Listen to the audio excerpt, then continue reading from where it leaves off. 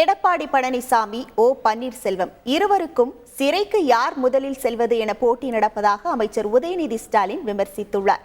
சென்னை ராயப்பேட்டையில் சென்னை மேற்கு மாவட்ட திமுகவினருக்கு பொங்கல் பரிசு வழங்கும் விழா நடைபெற்றது. இதில் விளையாட்டுத்துறை அமைச்சரும் திமுக இளைஞரணி செயலருமான உதயநிதி ஸ்டாலின் பங்கேற்று பொங்கல் பரிசினை வழங்கினார்.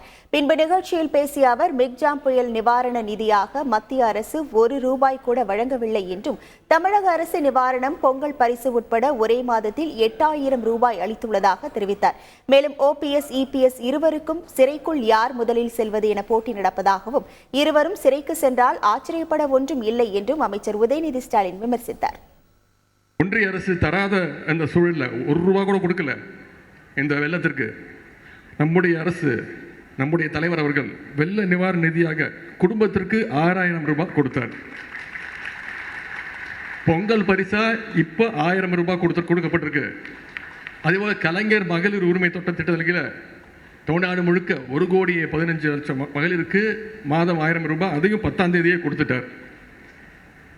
இப்படி இந்த மாசம் மட்டும் ₹8000 கொடுக்கப்பட்டிருக்கு ஒவ்வொரு குடும்பத்திற்கும். ஆனா இங்க எதிர்கட்சின்னு ஒன்று இருக்கு, அதிமுக. என்ன பண்ணிட்டு இருக்காங்க? நான் உண்மையெல்லாம் சொன்னா எடப்பாடி உள்ள போயிடுவாருன்னு இப்ப OPS சொல்றாரு. இவர் உடனே சொல்றாரு, இல்ல நான் உண்மையை சொன்னா அவர் தான் உள்ள போயிடுவாருன்னு மாத்தி சொல்றாங்க. இப்ப 2 பேருக்குள்ள போட்டி, யார் முதல்ல உள்ள போறாங்கன்னா எனக்கு தெரிஞ்சு 2 பேருமே உள்ள போனாலும் ஆச்சரியத்துக்கு இல்ல. செய்திகளை உடனுக்குடன் தெரிந்து கொள்ள உடனே சப்ஸ்கிரைப் பண்ணுங்க.